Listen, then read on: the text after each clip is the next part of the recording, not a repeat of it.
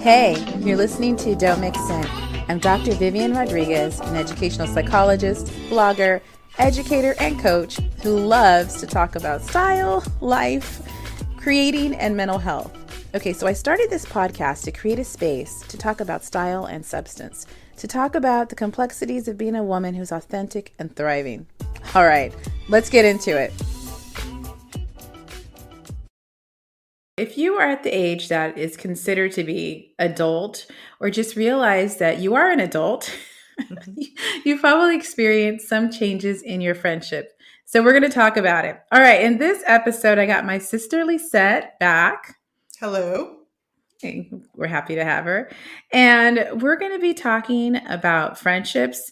And let's just say that making and keeping friends as adults is hard. And we both have different friendship experiences. So we're just going to kind of get into that. Don't Mix In listeners, I'm back to talk to you about Anchor. This is still my tried and true podcast editing and recording platform. Let me tell you why.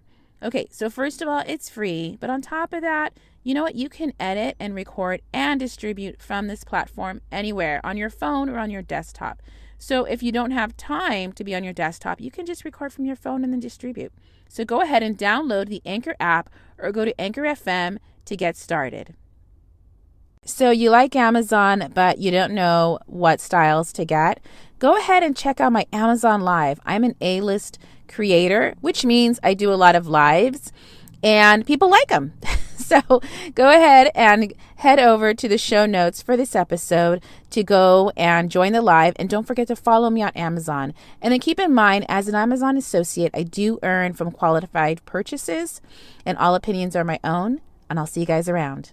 Hey, I know you guys do not have a ton of time to just be scrolling through social media. You got better things to do, right?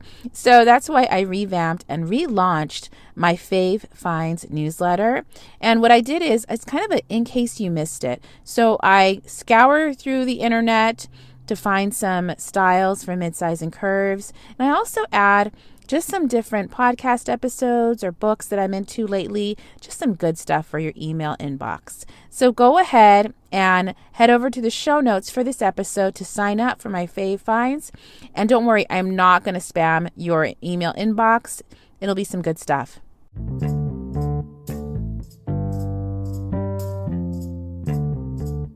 All right, so just a little bit of background on why we decided to do this episode. So we started talking about friendships a few months ago. Then we were like kind of sharing back and forth different podcast episodes and different pieces on friendships. What all of these kind of concluded was that the number of friendships people report having has been in like decline, and then the pandemic just kind of made it worse. All right. Yeah, so it's a little bit of doom and gloom, but this episode we're going to talk about just friendships and also just some ideas to kind of cultivate friendships as an adult. And the one podcast episode that we both listened to and had different viewpoints and experiences on adult friendships was from On Point, and it'll be in the show notes for you all. But that's where they were talking about how people are just reporting having less and less friendships. All right, so we're going to kind of get into, so Lisette, okay. Yeah. So you have a wide circle of friends, and you have like kind of like different circles of friends for different activities. So like, what do you think is hard about making friends as an adult? Well, I think that people just get busier. I mean, it's different because, even as late as college, you're constantly surrounded by new people, and if you're taking classes together, odds are you have things in common. Versus once you start working, you can make friends at work, but um, it's not quite the same. So like for me, I've made a lot of friends at work, but I also have different interests. So I have different groups I like, like language groups and things Mhm. like that, Mhm. that I have tried to, be a part of. Um, yeah, I'm not sure if that answers your question. Yeah, and I think with, like, work too, sometimes it's, like, trauma bonding because Yeah, so yeah. so that's way different than college where there's more, kind of built-in downtime between classes, so you Yes. can kinda choose your circles of friends and it's a time too where I think people are meeting people based on, like, identity, so you might be part of a club that was, like, the Yes. Latino club or something or whatever, or there's sororities, fraternities. There's more kind of a path to make friends because Yeah. everybody's in the same boat. They're not Yes. in their neighborhood It's usually. kind They're of built in to the mhm. experience of going to college. And and like younger than that in grade school. Um, like versus like when you're working too, I think like maybe not so much in your early 20s, but as you get older, I think you also get more picky when it comes to like Mhm. who you want to Mhm. spend your free time with as Mhm. well, which I also think makes it harder. Yeah. So, okay. Now, like I guess you already touched on this. How is making friends different now compared to when you were younger? You were kind of, it's a good segue to like the next question I wanted to get into. Hmm. Um, well, I mean, I guess the stuff I kind of started talking about, I think I'm a lot more picky when it comes Mhm. to who I want to hang out with. Mhm. Um, and also it's like I think I was more restless when I was younger. Oh. Yeah, like I wanted to Sorry, I guess it I'm depends giving her a on look. I'm like, I didn't yes, restless. the definition of restless. I mean, for me, it was just like I liked going out more. I liked Okay. exploring more, Mhm. and I feel like too with like the pandemic and beginning having gotten used to just kind of like just staying home Mhm. or like hanging out with close friends and family. Something has to be really awesome for me to make the effort to go out. And Yeah. even before the pandemic, I feel like there came a point in like early to mid 30s where I would go out and I'd be like, you know what? Yeah, now's the time to go home. Like I've had Mhm. enough. Yeah. Yeah, like versus like my early 20s, I'd be like, oh, or even like late 20s, I'd be like, oh well, if I stay out long enough, maybe something cool is going to happen, and it Yeah. normally nothing really cool would happen. No. So, yeah, I think that, so yeah, that's a big thing where it's just like, do I really want to spend my time doing this? Mhm. So then like that makes my free time really precious. Mhm. Mhm. Um, yeah, and then I think too when I was younger, I think I may have already said this. I feel like well, I was a bit more open to meeting different people. Yeah. Um, Yeah. and I still am, but at the same time, I like, for instance, I went to like a mixer Mhm. a while back, and um, it was really fascinating because I realized Mhm. as I was talking to people, I'm like, you know what? I don't really want to keep talking to this person. And other people, I'm like, you know what? They might be cool. These people might be cool. Yeah. Yeah, they may not. Like versus somebody, I'm like, you know what? It's probably it's not. They're cool, but just not the type of person I like Mhm. want to again make an effort to Yeah. hang out with again. I don't need to see you again ever in my life. Yeah, yeah. And it's like I think we talked about that book. Mhm. I think the title is something like "Sorry I was late. I didn't want to come." I think we talked about this where it's Yes. like, yeah, about this like this introvert and how I mean she does like multiple things. It's Yeah. not just about friendship, but she has this at least one chapter where her whole thing she's an American Mhm. and she moves to London with her husband. Okay. No, doesn't know anybody Mhm. from what I remember. Maybe one or two people. Anyway, Okay. so she has this whole like period in her life where she's Mhm. trying to make friends Uh-huh. aggressively in her 30s and she's like really introverted. Mhm. Um so she starts using an app like Bumble Okay. to find people, and it's just really interesting because she's Mhm. just like kind of goes through periods of rejection, like she's actually like romantically dating people, but it's just she's just looking for Yeah. friends. Yeah. And I've felt that where like Mhm. I remember once I met this girl at a party who seemed really cool, and like Mhm. we met up later, a few weeks later, after like exchanging Yeah. texts and stuff and trying to Yeah. like schedule Let's hang something. out. Yeah. Yeah, and then like we hung out, and I Mhm. just towards the end, I was getting vibes that she just was like, okay, like get me out of here. Mm. And I Mm. don't know why. Like, I don't know if it was Yeah. just like I had weird energy that day, but at the same time, it was like, hey, if she's not feeling it, that's cool, man. So weird. Yeah. Yeah. Well, I think you do a good job of like putting yourself out there more where I'm like, I have just a really small circle of friends. And I think when I was younger, I was like okay with like less deep connections. There's just like a lot of party people, Hmm.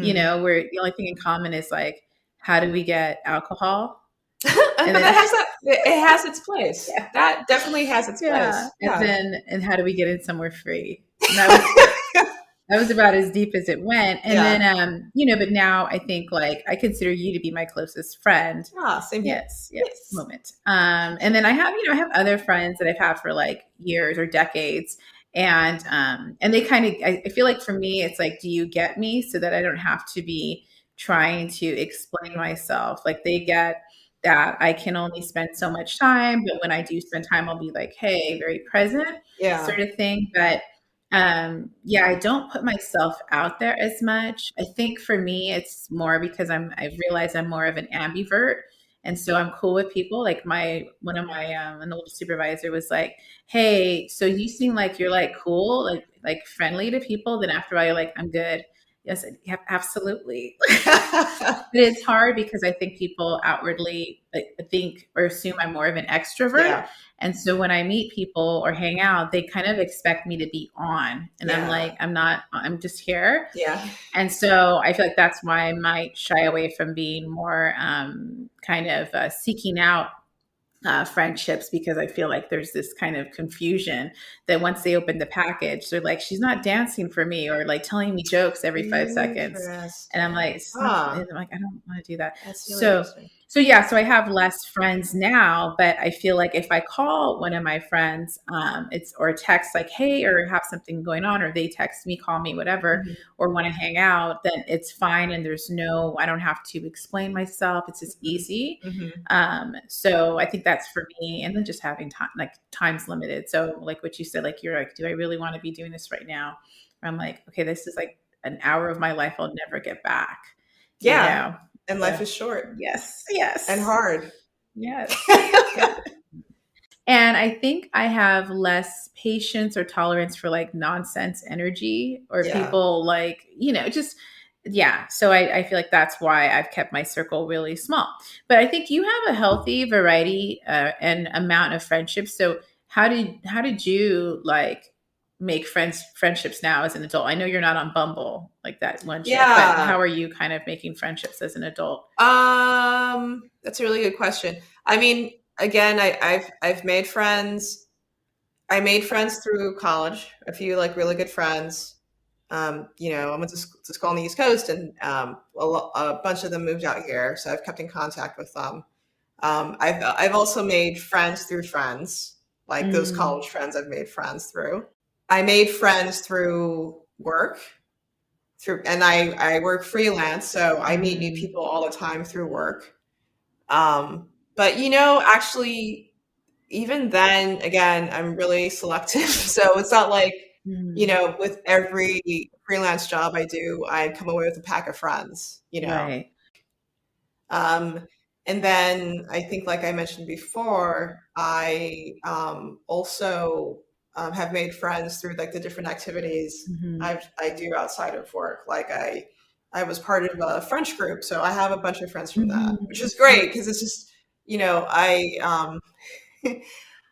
in the industry I work in, it's just I mean, there are a lot of interesting people, but it's also nice to talk to people who have nothing to do with my work.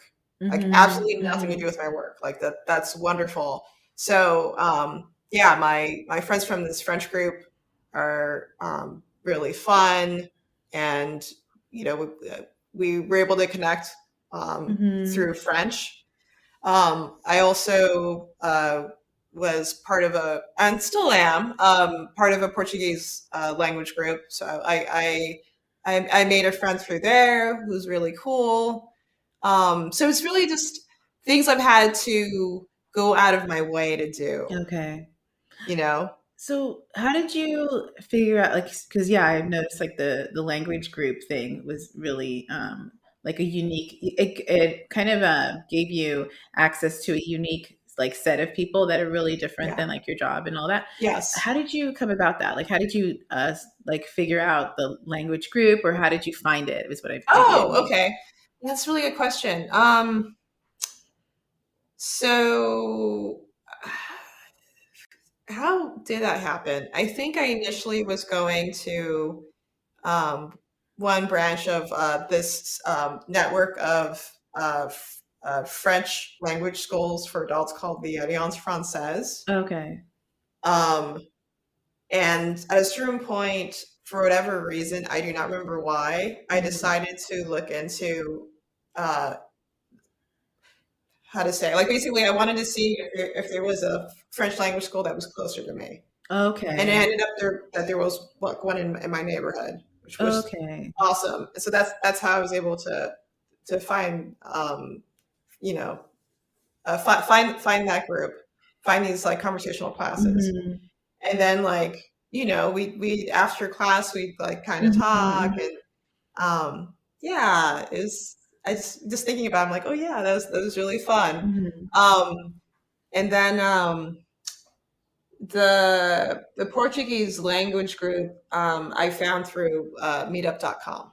Oh, that's right. Yeah, so Yeah. you would use that. Okay, Hmm, okay. hmm. So we're gonna kind of talk about now like fueling friendships because now we like got into like how to kind of find friendships or how you've discovered different or made different connections as an adult. Hmm. So there was a piece in the Atlantic that talked about what fuels friendship.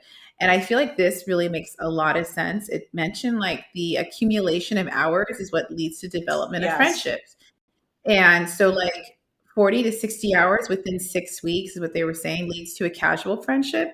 Then it takes 80 to 100 hours to become a closer friend. That Hmm. makes so much sense because Yeah. of the people that I like work with, because I'm with the same group of people. And now it's been like 8 years. And we consider, I consider them like friends too. And so I feel like that is maybe a big reason why people find friendships at work because it's like a natural, like you're logging in hours of Yeah. being there, Hmm. sometimes trauma bonding, you know. So, Yes. but it gives you access to people that you probably otherwise would not meet. Hmm. And then they're kind of seeing you through different seasons and that sort of thing. But see, but for you, you work with different people. Yeah. So, but you probably do get the 40 to 60 hours within 6 weeks because you work on a project. Yeah. And then it's like really long hours, Oh, like yeah. super long hours. So you have probably, if we were to like do run a study, you probably have more of a like a higher probability of developing more a higher number of friendships because of Yeah. your switch in like work settings. Yeah. That's really interesting. Okay, that's not Yeah. why we're here, but so No, no. I mean, I think that is interesting. yeah, that's yeah. So this is one of the reasons why people develop friendships at work. And I'm thinking too, like remember when I did the marathon training, Hmm. and you would run with us. So we would go every weekend, and then you make friendships because you're logging in hours every week for multiple months, Yeah. and you're like just like running and jogging together and there's nothing else to do than Hmm. talk. So I feel like that also is like those kinds of activities can fuel friendships. Oh, the other thing. So I just remembered. I swim. And Hmm. so I've met a couple of people in the locker room. Oh, that's right. Yeah, yeah, Yeah, yeah. yeah. Yeah. So, because it's just like, you might Hmm. have like a similar schedule. So you're just Yeah. like, oh, hey, I keep seeing you. Like, what's your name? Right. Yeah. Uh-huh. Yeah. So just, I think that kind of gives hope to people that kind of look at what you're doing, what activities you engage in, and how you can maybe discover some connections there with these things you're already doing and already logging in hours with people. I mean, if they're cool, if they're idiots, don't do it. But if it's going to be worthwhile. Yeah. The other thing that this piece in The Atlantic mentioned, which is kind of a downer, is that life transitions can lead to friendships fading, which makes a lot of sense. And then it also mentioned social circles start to decline around 25, like when you're 25 years old, and then they just keep decreasing. Yeah, but you know what? I don't think that's necessarily like bad news. Like maybe they should like kind of shrink a little bit, I agree. I you think know? that, well, in the best case scenario, you are evolving as a person, Mhm. and the friendships that stick kind of allow you that space to evolve, and have kind of different perspectives, and so yeah, those are the ones I think that stay with you, and then other people, you're just like, okay, it's time to filter out. It's time to like Yeah. donate some clothes right now. Yeah, yeah. It's so true. Yeah. Yeah, so I think having a bunch of friends is overrated if you have people and that are part of that group that are just like kind of there. They don't have much Mhm. of a connection with. Right. Yeah. Agreed. And then I think too, like life transitions, I experienced that. So like end of like my first marriage, there was some people that like, just they needed to go, or they just weren't like super supportive of the situation or helpful.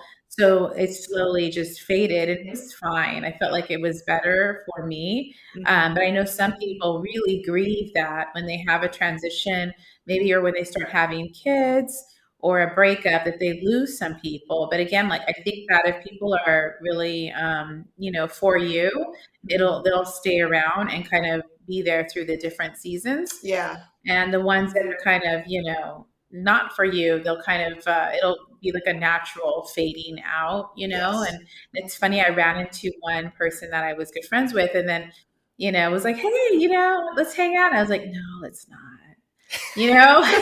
So, yeah, I just Yeah. was like, no, it's okay. Yeah. Yeah, because I'm not that same person. Yeah. So I think we would actually have less to talk about. Yeah. So That train yeah, has left the station, man. it has, yeah. Mhm. So okay, like what are your thoughts on the idea of accumulation of hours and developing friendships? I mean, I think we talked about it, but what are your like thoughts? I agree. I don't think it's like set it and forget it with friendships, man. You know? Yeah. Um, hmm. I I used to uh be kind of annoyed when I was in a friendship where I felt like I was the one who was always initiating contact. Yeah. And then I think you have to realize, like, sometimes, and I feel like there was a podcast or an article that talked about this that I read or listened to. Sometimes there will be moments where you will have to be the one initiating more contact because Mhm. maybe the friend, who you're investing all this time and effort in is in this place where they're just not going to reach out to you. Yeah. And it's not because they're being a jerk or they don't like you, but it's just because end of the day, it's not about Mhm. you. Right. You might be going through some things, and maybe you just need to make more of an effort Yeah. if you really value their friendship.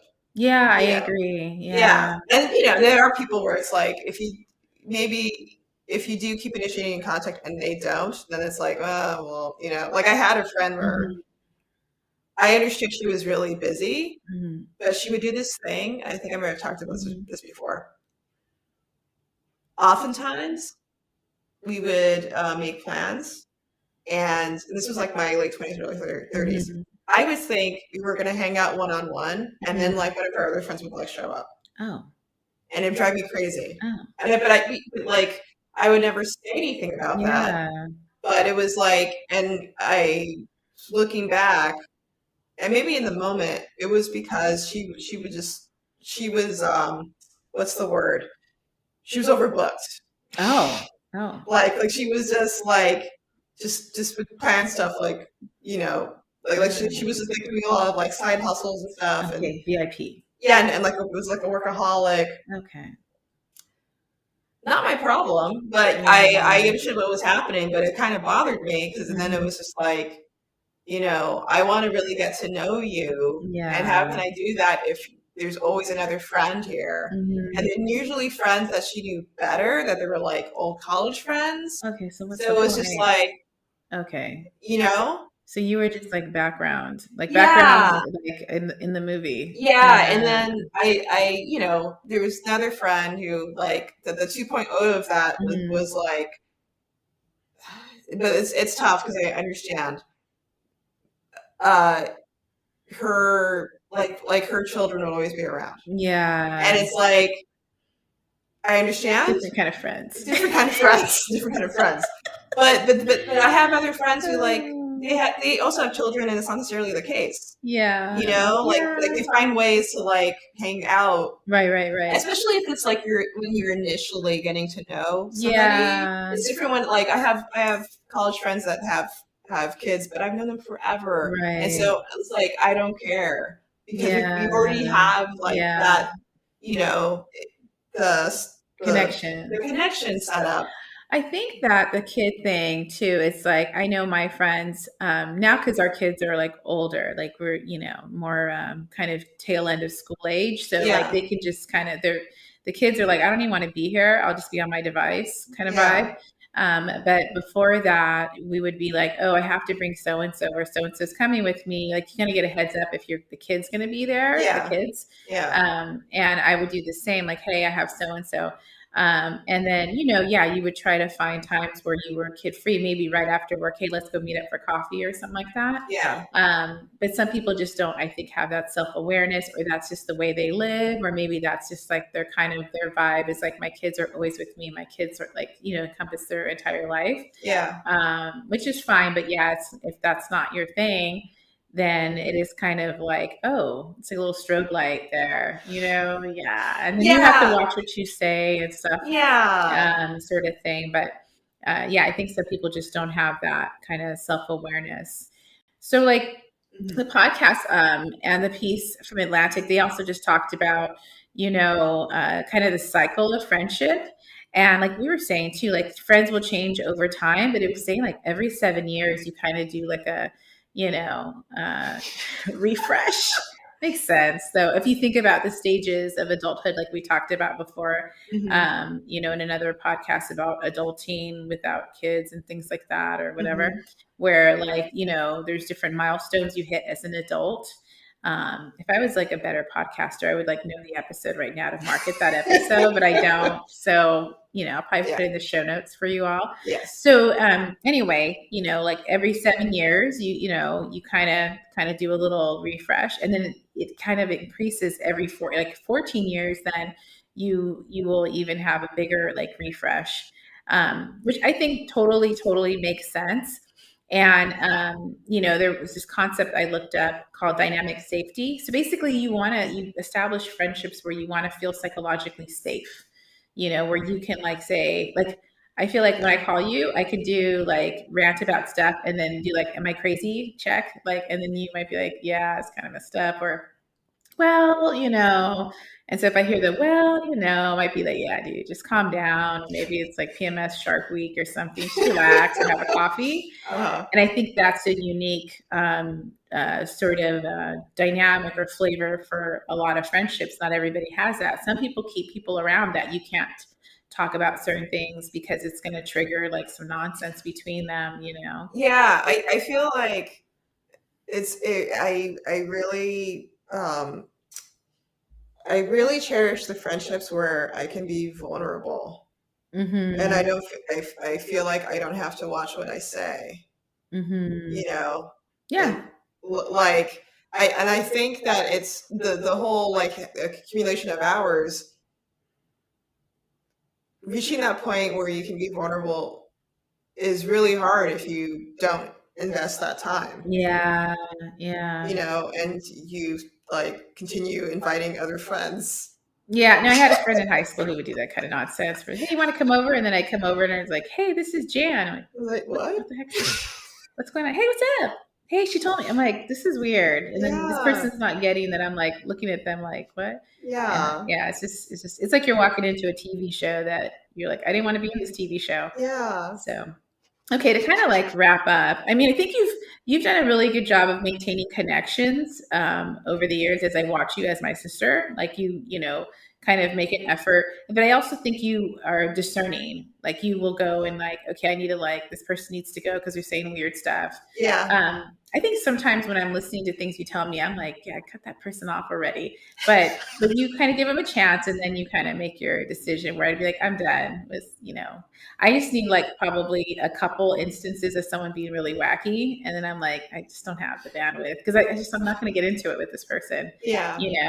So the piece in Atlantic that they need to let like I don't know pay me because I keep talking about it. Anyway, it's just a really good piece. Talked about the rituals and that helps fuel friendship. So I'm thinking like what came to mind when I was reading that is like your book club is another way that you kind of keep Yes. connections and you kept it through the pandemic.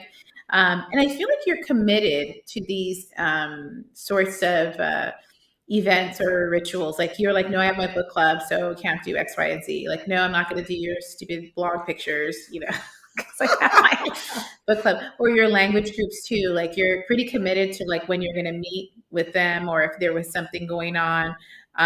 Whereas I think some people make a habit of being really flaky. Yes. When I was younger, like I'd be like, yeah, yeah, and then I'm like, I don't really want to go, and then they cancel it, and I'm like, yes.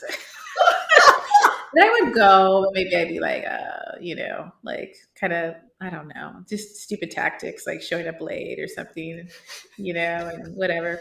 Anyway, with fueling friendships and clocking in time, the way as a parent, I think that this is a good example of this is like kids when your kids have an activity week after week. Like so, when my son was doing swimming, I like made a connection with one of the kids' mom, and and the grandma, and we were talking about salads at Panera, and then like you're just like, well, we're here, so. That's a way to kind of make that connection with and develop some friendships. All right, so cheers to making friendships. I hope this episode for everybody listening gave you some ideas of like if you want to establish some new friendships, how to do them, and maybe how to go back and like kind of pour into the friendships you do have. And well, thanks for being on the podcast, Oh, Lisette. so thanks for having me. It's Yeah. always fun. Yeah. All right, now let's go get some matcha. Like what you're hearing? Go ahead and subscribe, rate, and review the podcast. You can also share the podcast on Instagram and tag me at Live by Viv. As far as my music, it's The Croft by Joachim Karud. And everything we talked about in this episode can be found in the show notes on livebyviv.com. Okay, and remember, don't mix in because you don't need to.